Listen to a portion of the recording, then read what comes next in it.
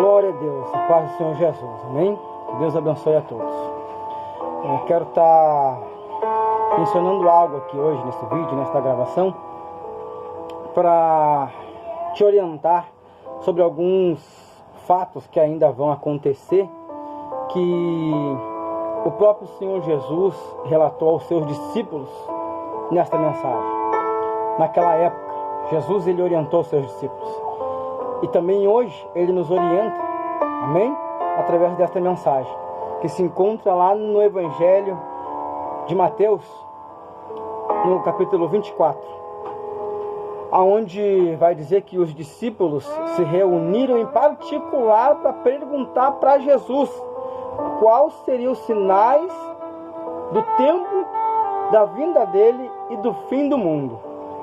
Então hoje eu quero mostrar para você o que já está acontecendo, que Jesus disse para os discípulos que aconteceria. Tá certo? Hoje eu quero te mostrar o que já está acontecendo. E também o que ainda vai acontecer, para você entender que nem tudo ainda se cumpriu que Jesus disse que se cumpriria. Tá? Para você não ser enganado por falsos discursos, por heresias. Hoje eu quero te esclarecer algumas questões que talvez você ache talvez você ache que as profecias do arrebatamento já se cumpriram quase todas. Não, ainda falta algumas coisas e bastante. E aqui no Evangelho de Mateus, no capítulo 24, eu vou te mostrar que ainda falta bastante coisa, tá bom? Então eu quero que você preste bem atenção no que a palavra diz. A palavra não é minha. Eu apenas vou fazer menção dela para você entender, tá certo? Então eu quero que você, antes de qualquer coisa, eu quero que você ore comigo. Amém? Então ore comigo, em nome de Jesus. Senhor nosso Deus e querido Pai, eu quero, Senhor, neste momento, abrir esta oração, Pai, antes de entrar na mensagem, sobre qual o Senhor vai trazer a conhecimento de muitos, talvez, que acham ou que pensam, que talvez já ouviram até mesmo em altares, falsas heresias, falsos discursos, dizendo que os sinais já se cumpriram da tua vinda. Mas não, meu Pai, a tua palavra diz que ainda falta algumas coisas, alguns sinais que haveriam de anteceder o arrebatamento ou a vinda do Senhor Jesus Cristo nas nuvens, a aparição dele nas nuvens.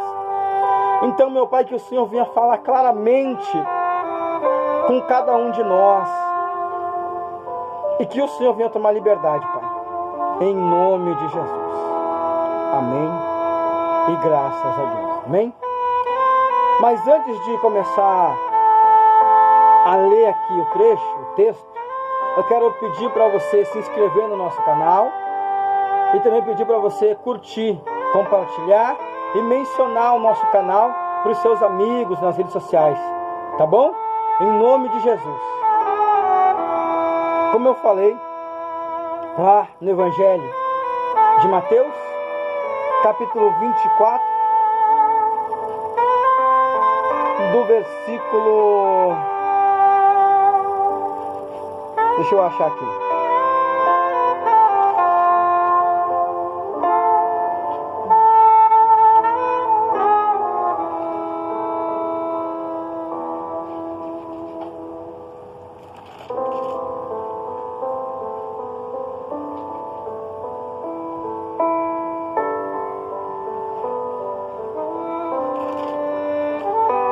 Versículo 3 do capítulo 24, onde o título vai dizer: o sermão profético, o princípio das dores.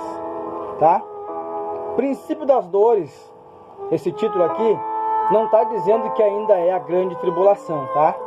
Ainda não é a grande tribulação, mas é o começo de um sofrimento, tá certo? Para você entender claramente o que está sendo lido, tá bom? Princípio das dores.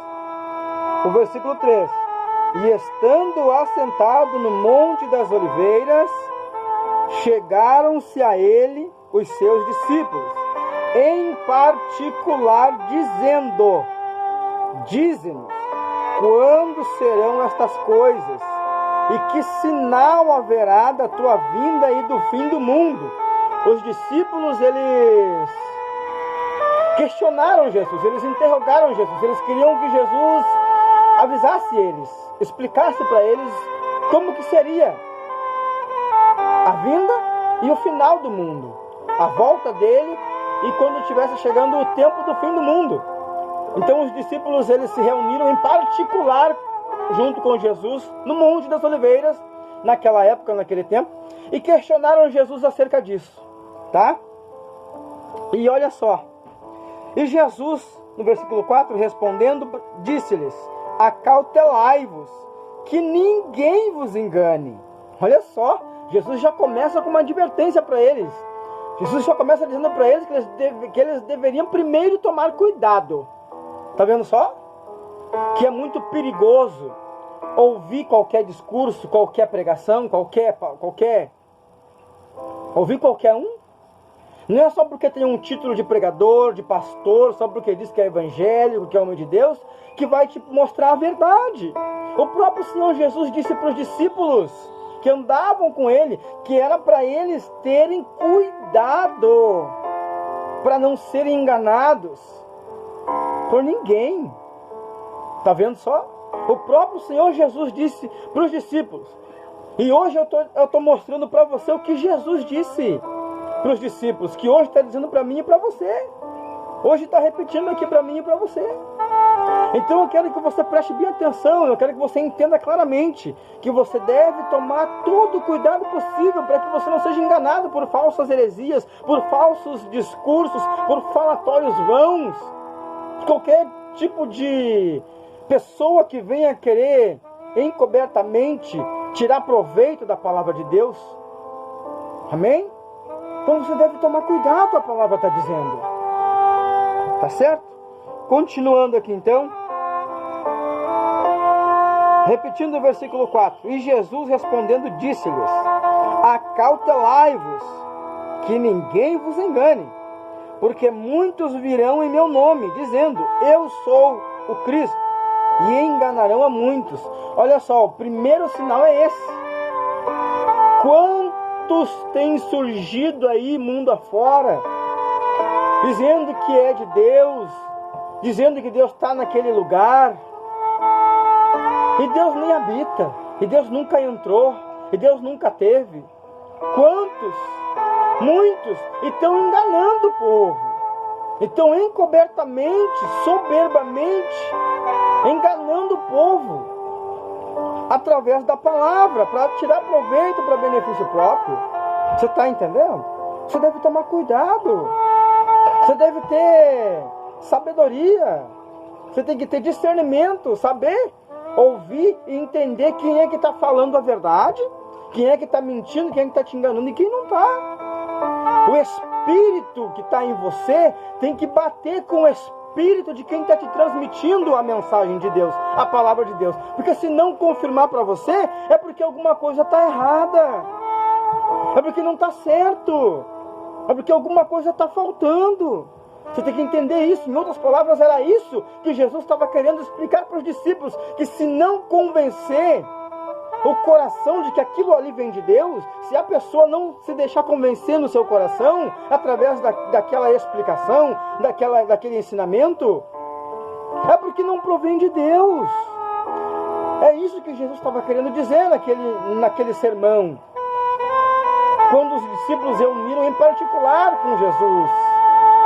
E hoje aqui, eu vim justamente numa ocasião particular aqui. Eu estou dentro da minha casa.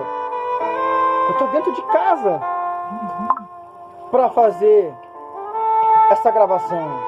Eu não estou dentro da igreja, não, eu não estou no monte, não, eu não estou num lugar específico.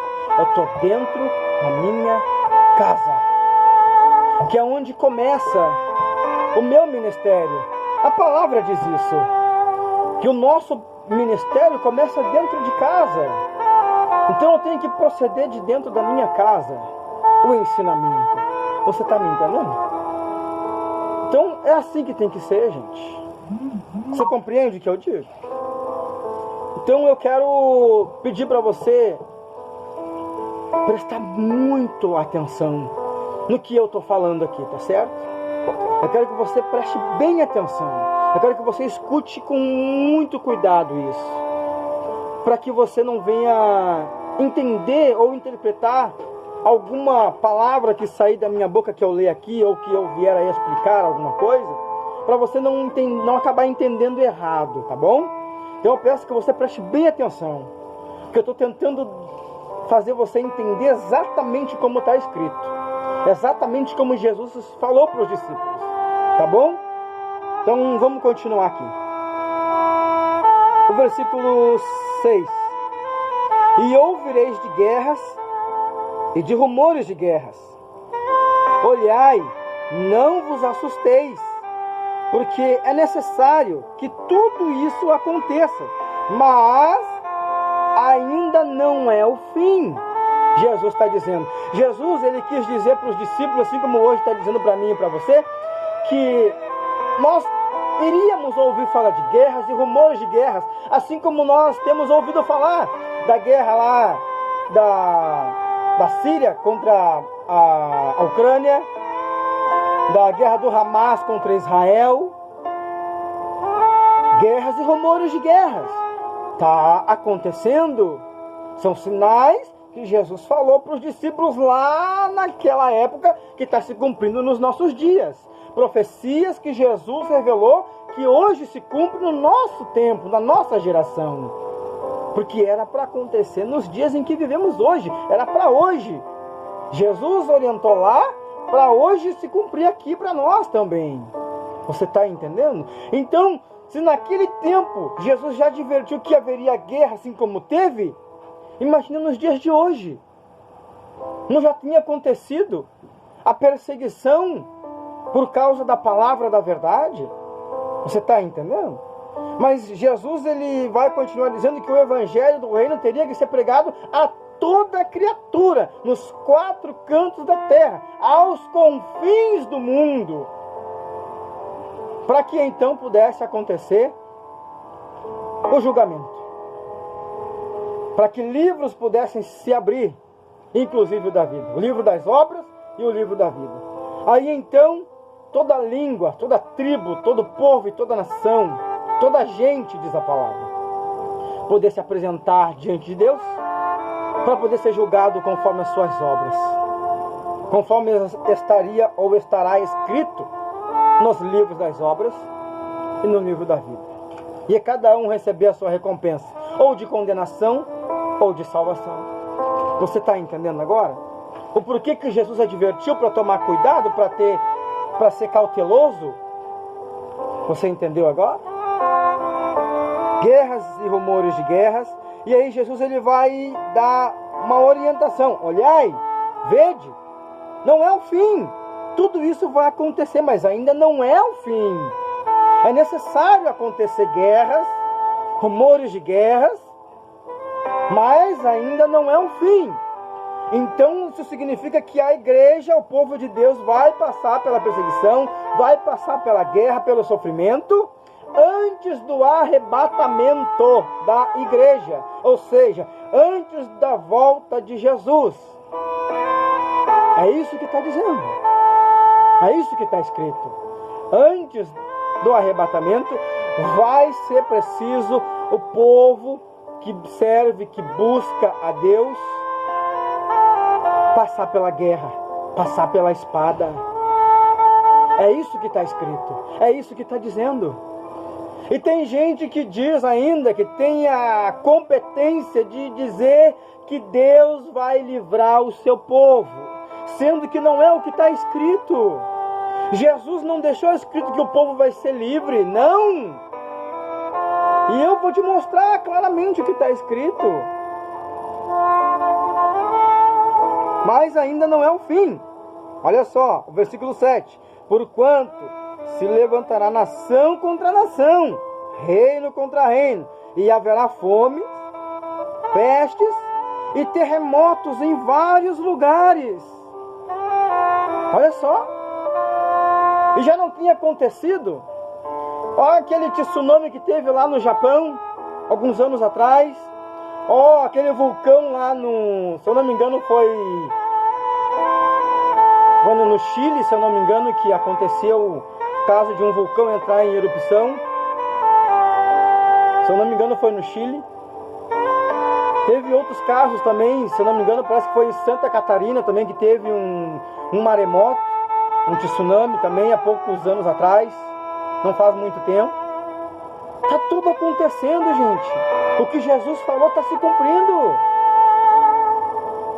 Mas só que Jesus está advertindo. E mais uma vez Jesus vai dizer, olha só o versículo 8, em vários lugares. O versículo 8, mas todas essas coisas são o princípio das dores. É o começo da perseguição, do sofrimento. Você está entendendo? É o princípio das dores, é o começo a recém.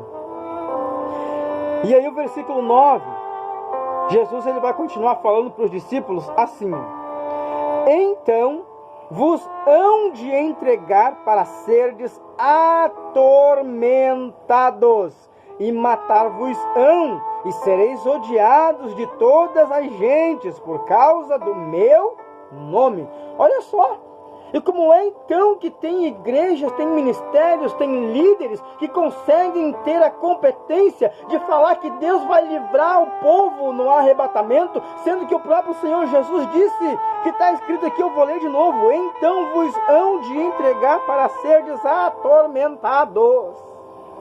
O próprio Senhor Jesus revelou que nós que queremos de fato herdar o reino dos céus, o reino de Deus, nós vamos ter que ser entregues para ser atormentados, nós vamos ter que ser mortos, nós vamos ter que ser odiados de todas as gentes por causa do nome dele, por causa do que ele passou.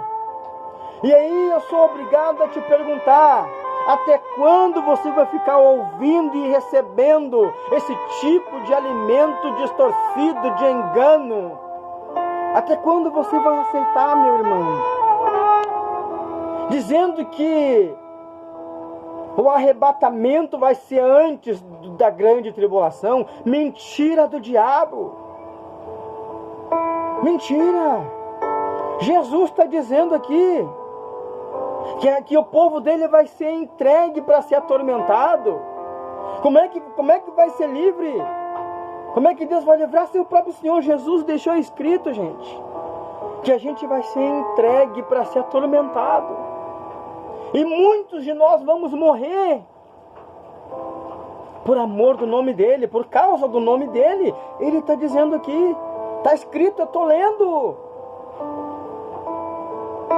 E olha só, versículo 10.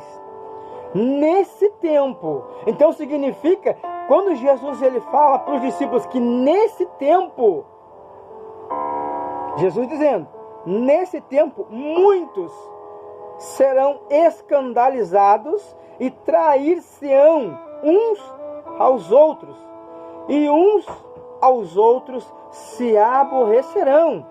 Olha só, por causa da perseguição, por causa que muitos vão ser entregues e ser atormentados, muitos vão querer fugir, muitos vão ser escandalizados e vão trair uns aos outros. E também muitos vão aborrecer-se uns com os outros. Jesus falando para os discípulos. E aí eu questiono com você o seguinte: quantos ministérios nós temos vistos se dividindo? Se dividindo. Ou as lideranças vendendo seus ministérios. Vendendo a casa de Deus, a casa de oração.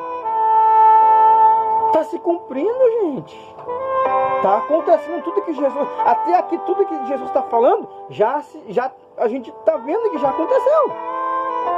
Nos nossos dias já se cumpriu.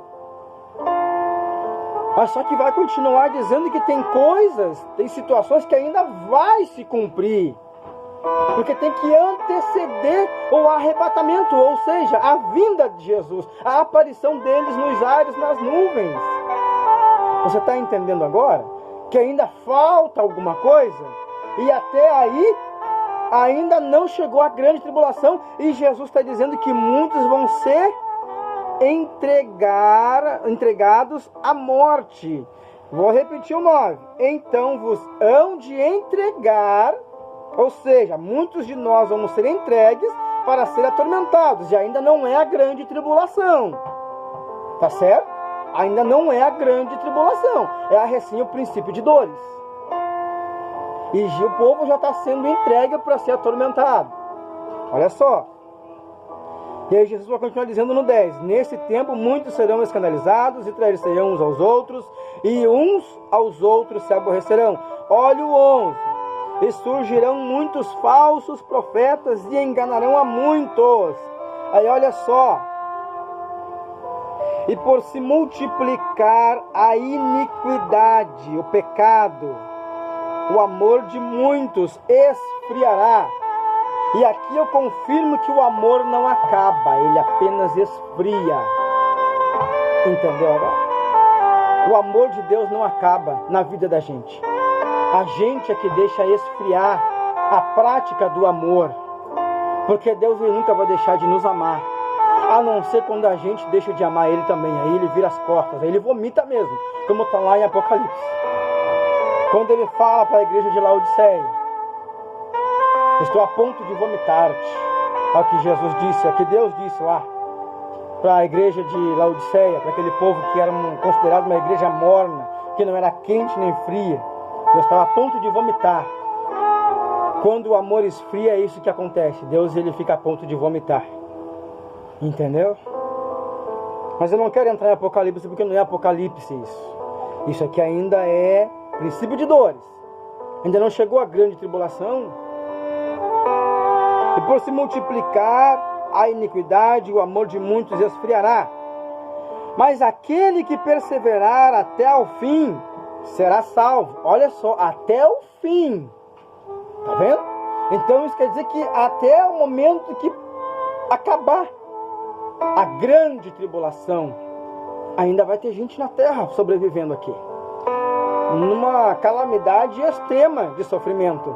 Mas se for fiel até esse ponto, até o tempo do fim, até o fim, a palavra está dizendo, Jesus está dizendo.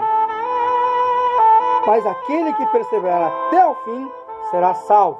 E aí o versículo 14 vai continuar dizendo: e este evangelho do reino será pregado em todo o mundo, em testemunha a todas as gentes, e então virá o fim.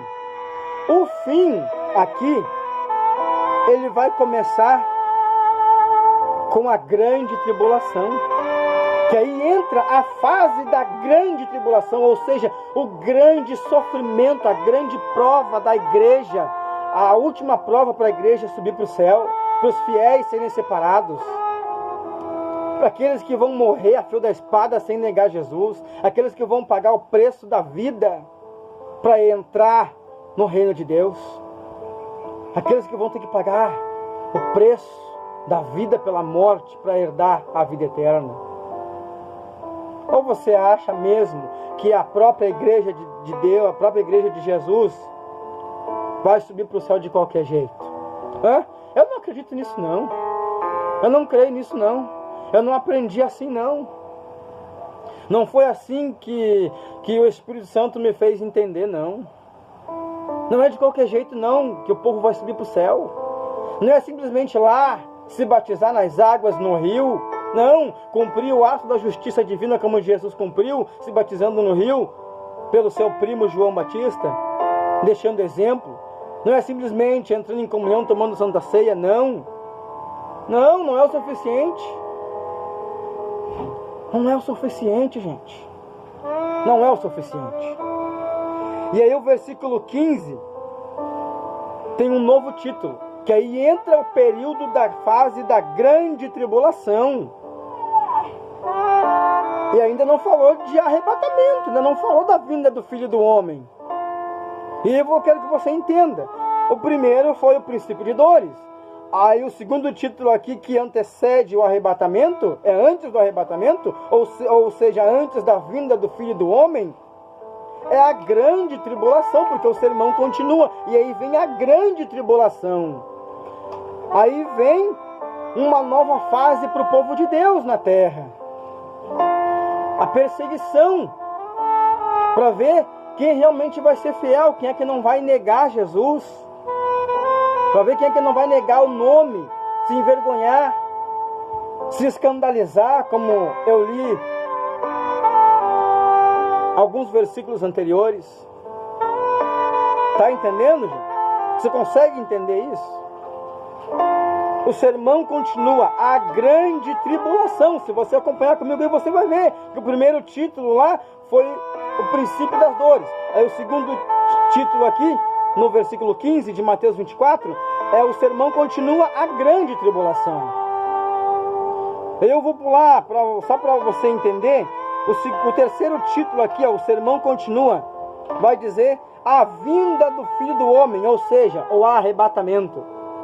Para você entender que primeiro vai ter que acontecer uma série de perseguição e de sofrimento, e a igreja ainda vai estar aqui na terra, o povo de Deus vai estar aqui ainda, para depois acontecer a vinda do Filho do Homem, e a igreja receber a recompensa da morada eterna com o Pai, com o próprio Deus. Você está entendendo? Essa é a mais pura verdade nua e crua. A igreja não vai subir para o céu de qualquer jeito, não. Não vai não, gente. E eu me lembro da parábola das 10 virgens, que nos confirma isso aqui que está escrito. Imagina se aquelas 5 virgens prudentes dessem do seu azeite que tinham em suas candeias. Iria faltar para as nécias e para as prudentes. Está entendendo que você não pode dividir a presença de Deus na tua vida com ninguém? Está vendo que você não pode ficar orando por qualquer um? Não é por qualquer pessoa que vem te pedir oração, toda pessoa que vem te pedir oração, você vai orar, não. A palavra nos diz isso. Você não tem que dar pérola para porco, não. Está escrito. A pessoa conhece a palavra, conhece a verdade, cascudo no evangelho, já fez a obra, já esteve no altar, já foi obreiro, já foi evangelista, já foi diácono, já foi presbítero, já foi obreiro, já foi pastor. E aí? E volta como aquele filho pródigo. Pega a melhor parte das bênçãos da casa do pai, da herança. O pai ainda está vivo, o pai não morreu para poder dividir a herança. E aí? Como é que fica essa história? Quantos filhos pródigos dentro da igreja? Quantos filhos pródigos? Eu quero entrar numa profundidade um pouquinho nesta mensagem, dar segmento um pouquinho no filho pródigo, e depois eu volto aqui para a grande tribulação.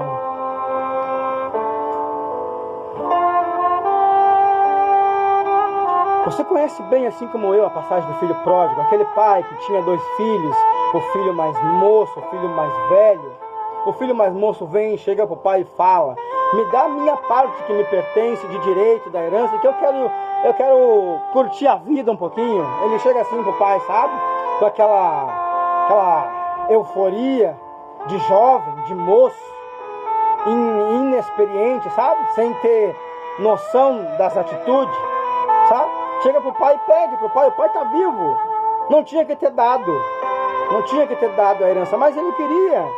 Já devia ter mais de 18 anos na época, né? O pai vai lá e dá. O pai sabia o que ia acontecer. Mas só que não é essa parte dessa passagem, desse relato que me chama mais atenção, não. Porque esse filho ainda se arrepende, ele cai em si, ele vê que está num estado de calamidade, de necessidade. Ele vê que não tem mais recurso. E ele bota a mão na consciência e volta para os cuidados do pai. Ele se arrepende e volta. Ele vem e se humilha para o pai. O que me chama a atenção, sabe o que é? É que nessa passagem do filho pródigo, quando ele volta para casa, alguém não vai gostar. Alguém vai se enfurecer, vai ficar brabo. Alguém vai chegar para o pai e vai querer cobrar do pai. Alguém vai chegar para o pai e vai dizer, tá, e aí? Ele voltou e tu vai fazer tudo isso? Há quanto tempo eu te sirvo sem transgredir um ensinamento teu? Olha só a ousadia. Pô, se não era para se alegrar, o camarada voltou com vida. Nos dias de hoje não é diferente, não. Nos dias de hoje não é diferente. Quantos irmãozinhos que vêm, se limpa, o pai ensina, o pai mostra como é que faz, o pai enche, o pai vai lá, deposita os talentos, pratica, usa, daqui a pouco se ensoberbece. Daqui a pouco o orgulho, o velho homem, a velha criatura que não foi sepultada, entra em ação. Eu já sei, eu já conheço, não preciso mais aprender. Eu já aprendi o que tinha que aprender. Vou sair um pouquinho dos cuidados do pai. Já sei me cuidar. Já sei andar com as minhas próprias pernas. Em outras palavras, falando para você entender. Foi para o mundo, gastou tudo. Foi para um país longe, diz a palavra. Você conhece, você sabe bem o que está escrito. Foi para um país distante, onde o país foi acometido por uma grande crise, começou a padecer necessidade, porque já tinha gastado a sua fazenda, né? A sua herança, que o pai ainda estava vivo, mas o pai permitiu, né? Que sabia o que ia acontecer, gastou tudo, perdeu tudo, passou necessidade, foi lá para sentar porcos, desejou comer as bolotas, ninguém dava nada.